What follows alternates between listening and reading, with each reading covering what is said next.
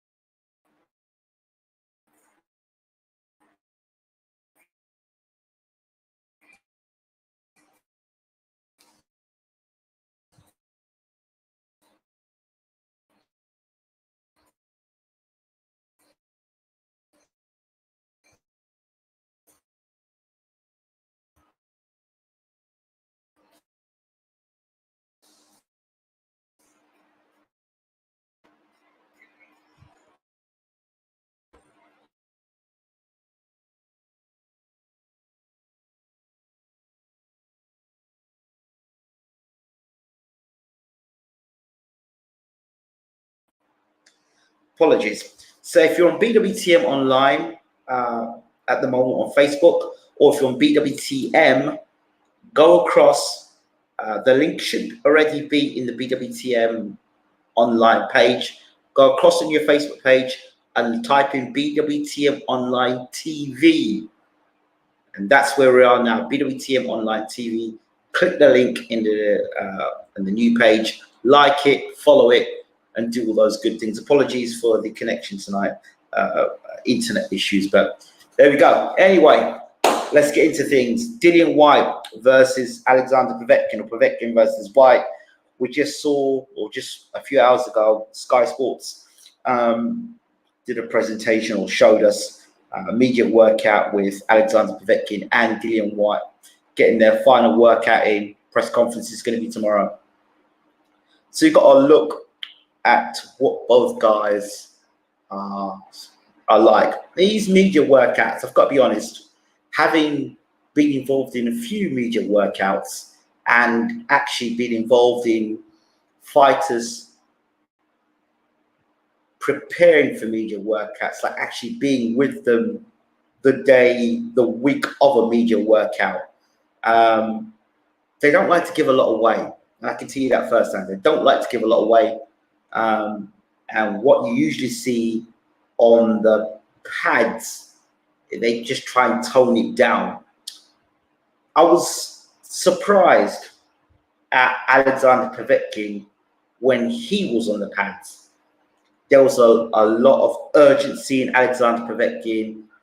He looked very energetic Usually when I watch Povetkin, he looks, of recent times, he looks like, you know, the whole world's on his shoulders. He looks like he's tired, he's exhausted. He looks like a man that would rather not be in the world of boxing. But from what I've seen of Alexander Povetkin in this last media workout, he looked very young looking, very motivated, and his movements looked quicker. I know Barry Johns kept saying during the Sky Sports presentation that Povetkin's got slow hands and he closes the range down real quickly, but he looked quicker to me. The energy I got from Alexander Povetkin was one who, A, wanted to prove a point, and B, will come out differently. Everyone's talking about what Dillian Whyte will have to do in the rematch. I did as well myself. Was talking about how Whyte has to use the jab.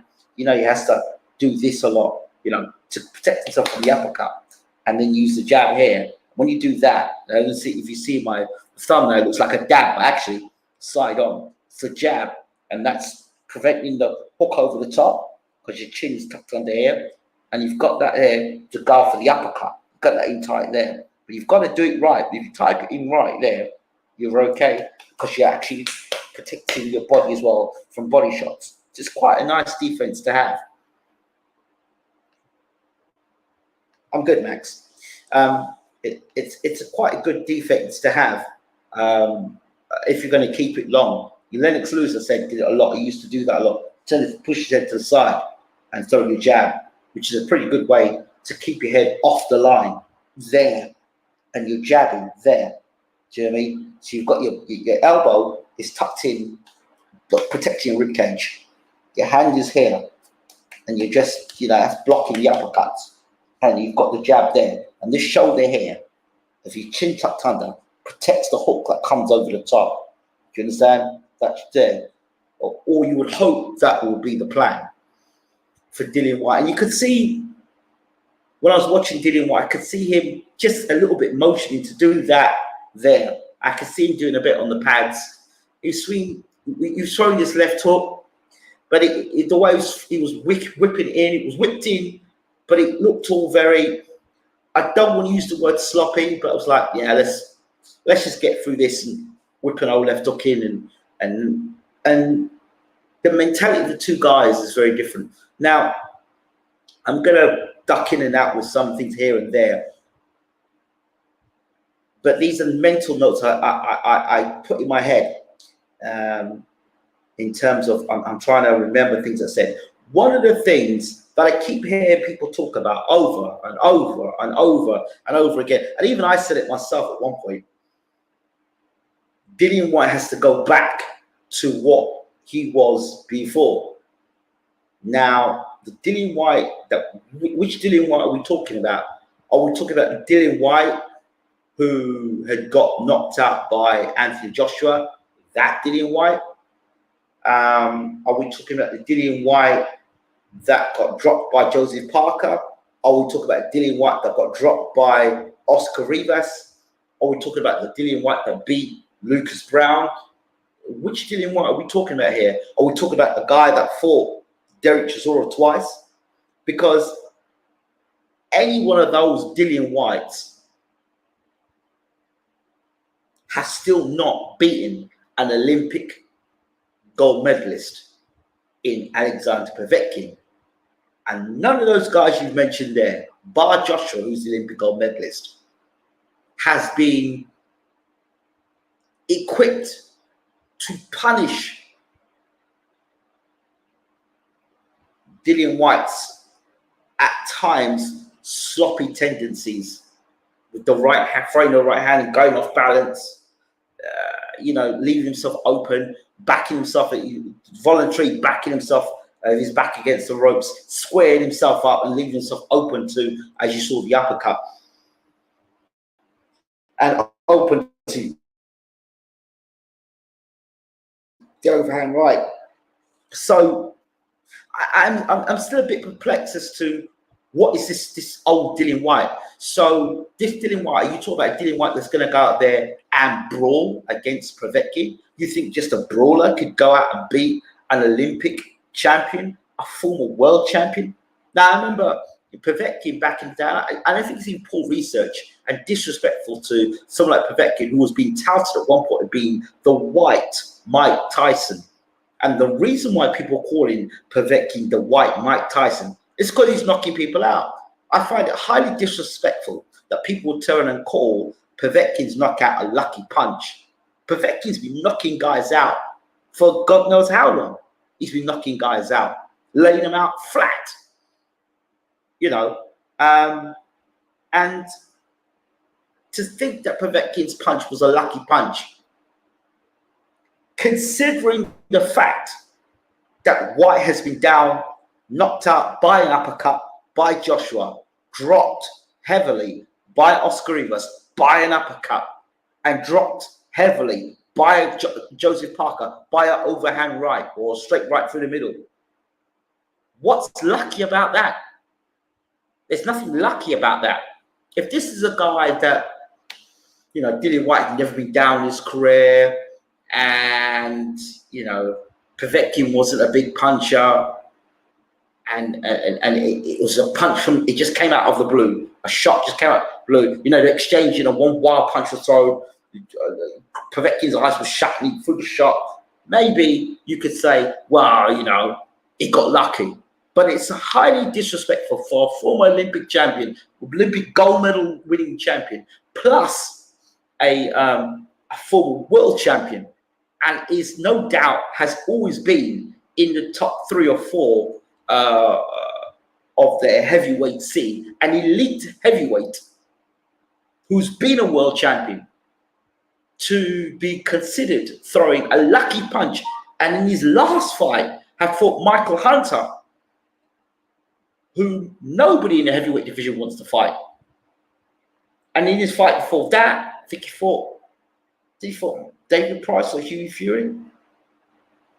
I don't know. But he also fought Joshua as well. So I just think, I think if you don't look at Alexander Povetkin as a master in his own right, I think he's hugely disrespectful.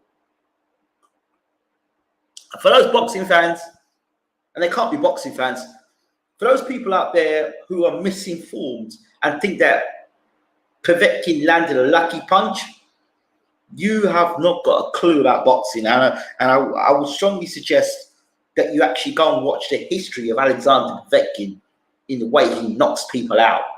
This guy knocks guys out for fun. That's Sasha for you. That guy has got a two-fisted attack. He's dominantly, his big punches, his left hook. So the left side of Povetkin has always been dangerous, and the punch that knocked Whyte out was by a left uppercut. And I actually believe that it may have also been a left uppercut that knocked out, may have been a left uppercut that Joshua did to knock Whyte out. Either way, it got knocked out by an uppercut. So what's lucky about that? Was it a lucky punch that Joshua landed that knocked out Dillian Whyte? I wouldn't say that. So stop with that talk. Put that to one side. And also put to the side as well that this side of Dillian Whyte, if he goes out and brawls, he'll beat Povetkin. Now, if he goes out and brawls, he might end up getting knocked out by Povetkin, because you're talking about a guy that is a former kickboxer and who's now learning his trade on the job. And he said it himself, nobody's giving him any handouts. Nobody's giving him a leg up in boxing. He's had to get there himself. And even when he was trying to get up the WBC ratings, there were people there plotting for him to lose. They didn't expect him to beat Joseph Parker. They didn't expect him to beat Oscar Rivas. I don't think they expected him to beat Lucas Brown, to be honest. So it looked like every fight that Dillian Whyte was fighting, it looked like this is the night we're going to get him. This is the night we're going to get him. Eventually got him with Povetkin. But he was fighting back-to-back fights. And it wasn't easy fights. The Chisora fight, the first fight. The Chisora fight, the second fight. These are back-to-back fights. Get hit on your chin in rough, tough fights. And there's a reason why these fighters nowadays are taking 2 fights a year. You know? And those fights catch up with you. I don't care who you are. They catch up with you. So it's not like I said in my previous video, it's not like he's made it easy for himself. You know, it's been difficult, but that's what you got to do to get where Dillian Whyte's got to be on pay-per-view, and you know, to be in the position that he's in today. Agree or disagree about the pay-per-view thing, that's up to you.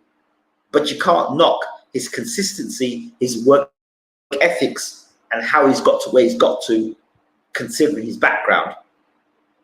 But I don't agree that just going out there gung-ho, just going to rough up Povetkin, it's going to work, because he'll walk onto shots. Povetkin's too good for that. Like I said in the first video, going back when I said this was red alert and Dillian Whyte would have to pick his shots and pick his moments to fight Povetkin, this comes down to two things: ring IQ, you know, and whether Whyte is actually good enough. Is he good enough? Is he good enough to beat Povetkin? These are question marks. These are questions. Is he good enough? You know, could you see Dillian Whyte winning this fight, outboxing Povetkin for 12 rounds? No. Because somewhere in them 12 rounds, I would think that, no, I would think, because of the lack of concentration, or the concentration lapses, or lapses of concentration in his fight makeup, the backing towards the ropes, the leaving yourself squared up, the big right hand that seems to go over the top and misses half the time and leaves Dillian wide open. All of these things make it difficult for me to see him winning a fight on points, just sticking behind the jab. But maybe he can do that. Maybe he can box without engaging with Povetkin for 12 rounds. You're asking a guy that's predominantly a brawler turned boxer of recent times to outbox an Olympic gold medalist who is a better boxer, proven over the years. That, as said, if Dillian Whyte does it, is a tremendous victory. And this is a 41-year-old Povetkin, let me tell you that. Not the Povetkin that Klitschko was fighting. That Povetkin, where Klitschko clung on for dear life. Yeah. So, to me, I saw Sasha, or Povetkin, I saw him moving a lot, like I said, a lot sprightlier. He seemed quicker. It's as if, like, usually you watch Povetkin, he's like, you know, you watch Povetkin, it was like he's treading in quicksand. You know, he's always feet have been stuck in mud, or he's got leg behind him when he's walking, like the old man. This time he looked really sprightly, he looked, yeah, ready to go. Again, the VADA testing, they said there's been VADA testing. Again, we know Povetkin and Povetkin. Maybe it's Povetkin we're going to see this time, or not Povetkin. I don't know. They said there's VADA testing. I'm not doing the testing, so I don't know one way or the other. But I do know that the hypocrisy in boxing is that Gerald Miller has been banned from boxing for PEDs. And he got caught 3 times. And Povetkin got caught 3 times. And Povetkin's on another pay-per-view. So I'm just showing you again the hypocrisy of boxing. But let me continue. Dillian Whyte's mood. Another thing that is, you know, he doesn't give a damn. You know, he is what he is. You know, he's had to face worse in his life, and that's all well and good. And you know, those experiences can help you to a certain degree. But this is heavyweight boxing. This is elite heavyweight boxing. And the some of the things he said were, you know, if I feel I don't want to get out of bed, then I ain't getting out of bed. I don't care what anybody tells me. Really? You know, you got that sort of, you know, that sort of mentality. You train the way you intend to fight. Now, maybe he's just saying that as a throwaway comment, and we shouldn't look too much into it. And people talk rubbish anyway. and it's like a throwaway comment. It's like, we should really look at it. But if I were looking into that, you know, it's a fight. You win, you lose. You know, I got knocked out. I can come back again. That's good. That's all well and good. But you're heavyweight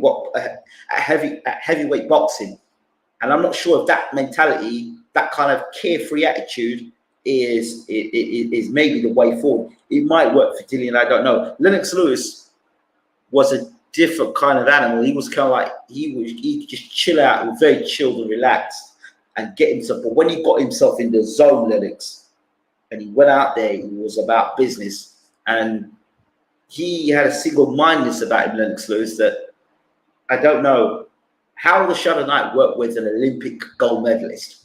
That helps. Dillian Whyte's not that Olympic gold medalist, and only how the Shadow Knight will know how good Dillian is when he's up close with him. And, you know, we only have to take his word for it of what he's saying. We're ready to go. You know, we're looking to be destructive. He's got to say that. He has to say that.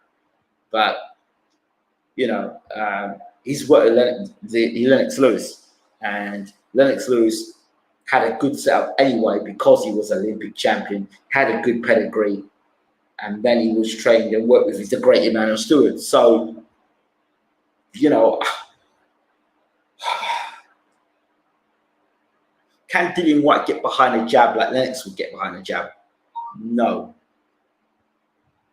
So it's kind of like Dillian Whyte's got to make the most of his brawling boxing style.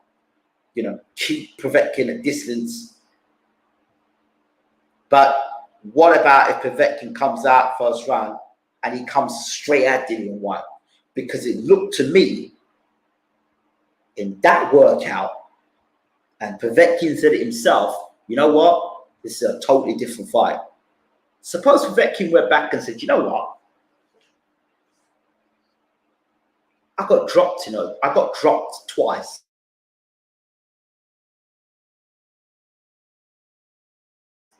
And I reached, got dropped. Close. So what I'm going to do in this fight, he's going to come to me, I'm going to go for him. So imagine Dillian comes out first round to go for Povetkin, and Povetkin goes for Dillian Whyte. Now what you've got here is a fight where who's got the advantage? I say Povetkin's got the advantage because if he closes the range down fast, he takes away Whyte's jab. If Povetkin jumps on Whyte early on, he takes Whyte's best attribute away, which is the left jab. And the left hook is nullified as well because it's up close. See that mid-range, Whyte can drop that old left hook in, short left hook in. That's where Povetkin's may have issues. Mid to long range, Povetkin may have issues. But up close, that moment where he can get up close and land the left hook or land the left uppercut, that's where he's most dangerous. Now, when he's at distance like that, yeah, when Whyte's a distance, we've got Povetkin distance like that, it's fine. When Povetkin is right on Whyte's chest, it's a different argument. It's a different conversation. And I don't care how the Shadow Knight and Xavier Miller and Jesus and Buddha and Krishna, I don't care who's with him.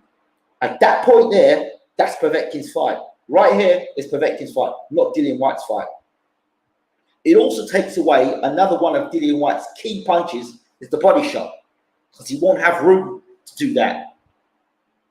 So I'm Povetkin, I've said, you know what? I'm not going to take this fight at long range. I'm not going to allow this guy. I'm not even going to allow this guy to set up. I've knocked him out once before. He's vulnerable. I can knock him out of a shot again. I'm going to get close to this guy straight away, right on him, and I'm going to put pressure on him. He's got to open up. When I put pressure on him straight on from the back, right on him, and hit him early and see if there's anything there. See if I can get a reaction. And the only way we're going to know how much Harold Shadow and Xavier Miller have had an impact on Dillian Whyte, and whether he's actually taking it on board what they've been teaching him. Because if he's got it in his mindset that it's Povetkin, I can knock that boy out. I can knock that boy out. And you've got it in your mindset, I can knock him out. I can knock him out. Then all the stuff you're learning, or all the stuff you're taking in, it's surface. Because deep down, you believe you can knock Povetkin out anyway, and it was just a mistake you made. Sounds to me, from what I saw Povetkin, he was setting Whyte up for that punch. So that's very different. If Whyte and his team believed it was a mistake from Dillian Whyte, and Povetkin and his team said, well, we set him up. Well, that's two different mindsets. And for me, which mindset do you go with? Do you believe that Povetkin set him up, or do you believe Dillian Whyte made a mistake? Or is it a bit of both? Because Povetkin would have studied Whyte. And like I said, there are ways to knock Dillian Whyte out. The uppercut and the overhand right. So you've got options. Up, over, and round.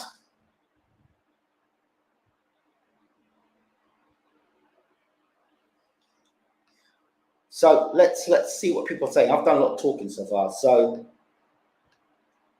what works at British, Commonwealth, European level might not work at world level. You know, I would like to see Dillian Whyte win that European title and fight up for a European level, and maybe see what works mentally and what doesn't work. At world level, you know, you say one loss is, well, I can come back from it. This loss, the first loss was bad, but a second loss to Povetkin, well, the unthinkable. Povetkin by KO again, okay? Because it says, depends on what Povetkin shows up. I've never seen that old vulnerable guy before. Okay. Sasha left up this time. Fixed Whyte's crooked jaw. Whyte was caught for pence and allowed to fight the day after. Charlie says, even if Whyte does win, he's going to struggle to get a title shot. All belts seem to be tied up for over a year. Needs to go down the WBA route. When I kept saying Dillian Whyte needs to go down the WBA route, him versus Trevor Bryan, WBA title fight. No guy test. Exactly. Think if Povetkin rushed Whyte, he'd get sparked, have to wait till Whyte loses concentration and makes mistakes. Really? You think he'd get sparked? Really? I'm not sure. I think if he jumped on Whyte, he might catch Whyte by surprise, because Whyte might not be expecting that from Povetkin. Whyte will eventually make mistakes. He can force a guy into mistakes. Povetkin post-COVID is concerning that he might not have the game plan to go into later rounds if he had COVID. At Ruben, I'm not confident with none of them. Mistake is falling for the trap. Yeah, quite possibly. Yeah, true. Can see both of them getting sparked, to be honest. Oh, dear. Wow. So, I'd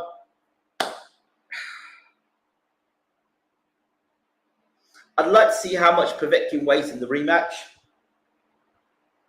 If Povetkin can come in, would it be effective if Povetkin came lighter, so he's even faster this time round? You know, is there a difference between a world-class fighter and an elite fighter? Dillian Whyte might be a world-class fighter, but he's an elite fighter. I think Povetkin's an elite heavyweight. But is Dillian Whyte an elite heavyweight? And if he wins tomorrow night or Saturday night, where does this put Dillian Whyte?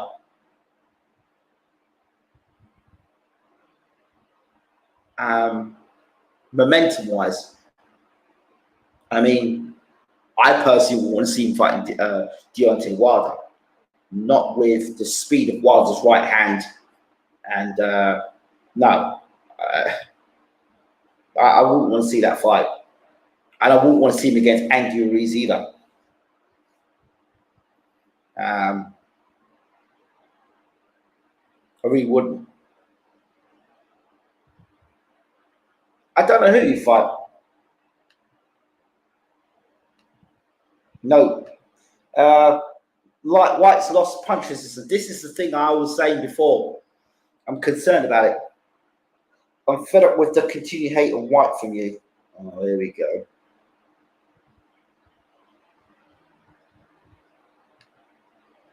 If Povetkin had a bad day in the office in previous fights, show him support, show humility, show him love. Well, my friend, it's as simple as this.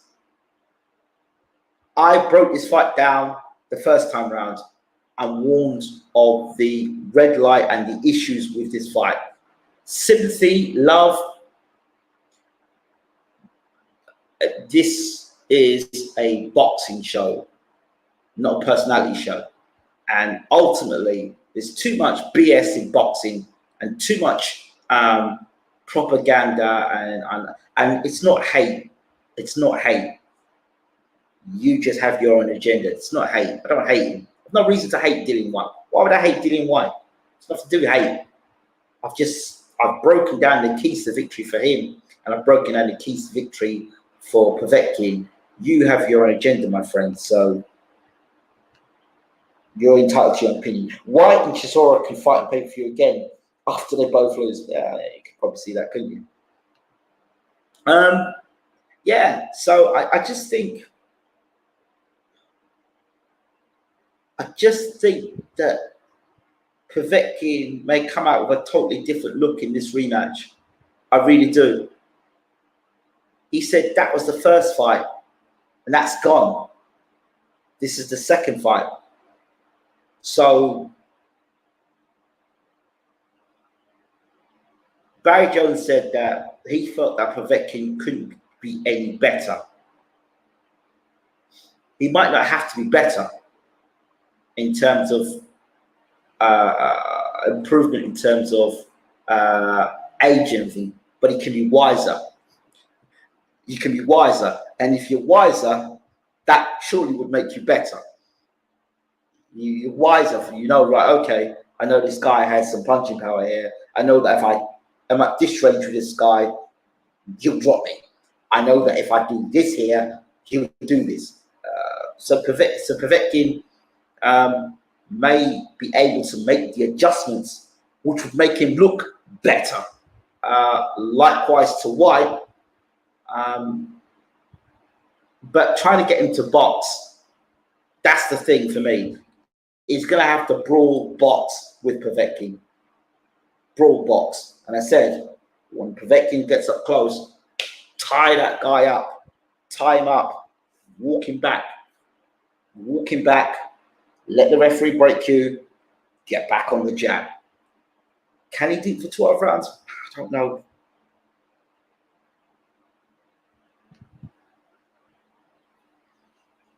Feels like this will be Sasha's last fight. Well, he's at that age, isn't he?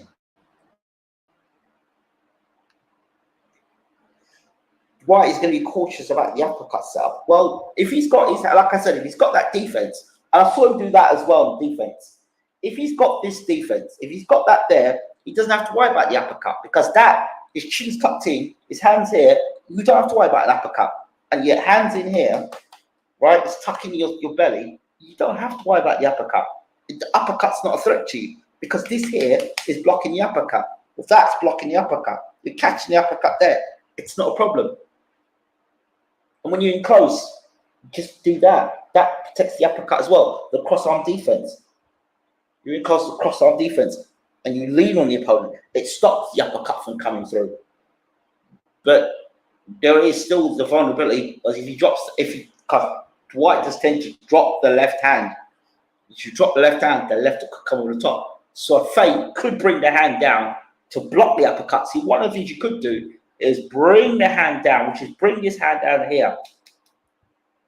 Draw this down because you think you're going to throw the uppercut here, feint the uppercut, and come with a left hook. You see, So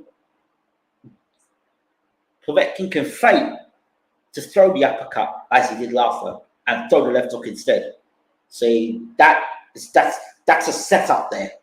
So never mind the uppercut, the left hook is there.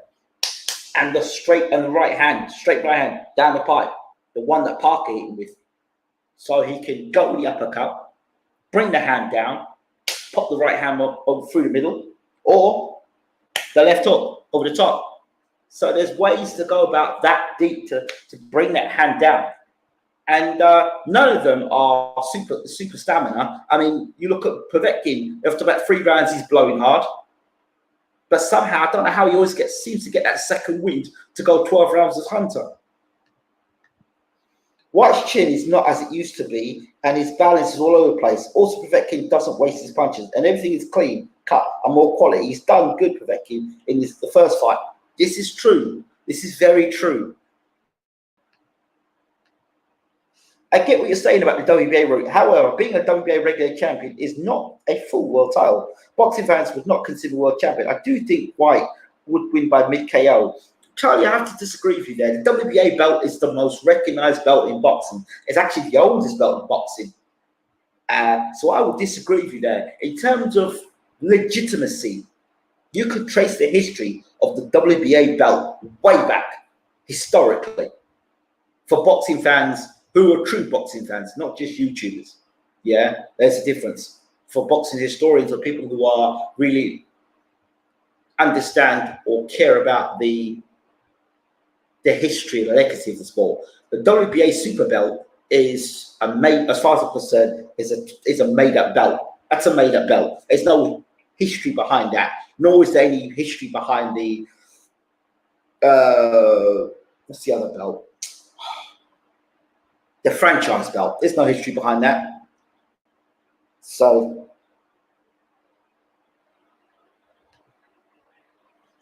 Povetkin throws me hooks inside too. Yep. Povetkin pretty much has every punch in the book. He does. He certainly does.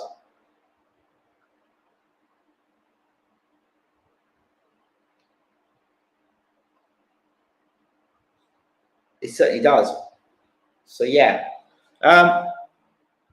Also, just as I'm about to close today, I wanted to let those who don't know much about the channel. I've put up some old, not so old, interviews, people we've spoken to over the years, so people can see our work over the last 10 years, interviews, fighters, trainers, exclusives here and there, so people can see what BWTM have done over the years.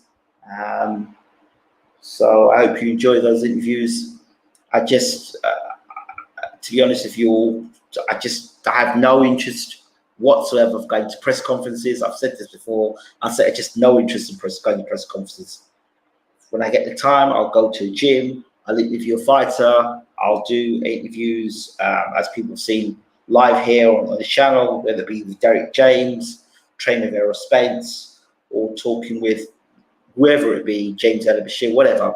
I will do those interviews via these live shows so people can get to watch those shows. I think that's pretty much more effective and much more worthwhile.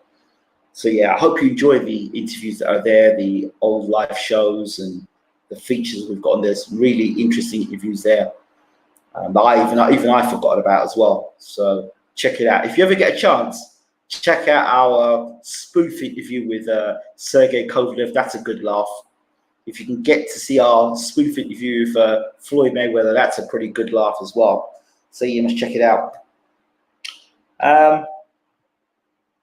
After 5 rounds, I predict Povetkin will win again if he can survive the early rounds. I actually think Povetkin's going to jump him. I think actually Povetkin's going to jump on DILLIAN Whyte for this one. I don't think he's going to give him space this time round.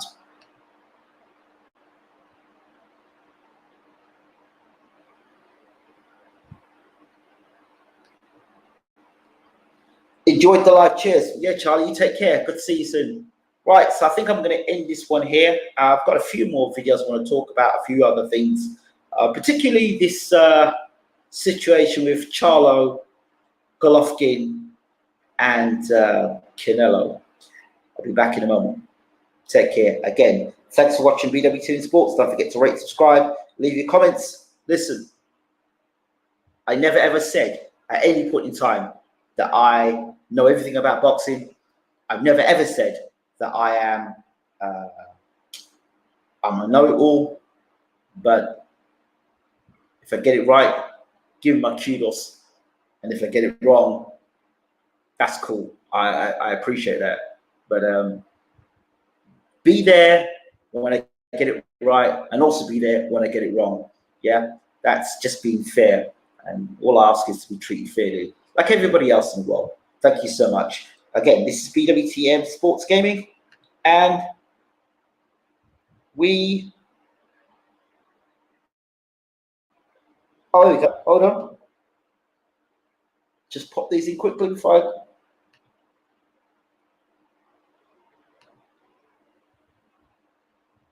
Thank you very much for letting me know, Clear Blue. Great, fantastic. Right. I'll see you in a minute. Take care.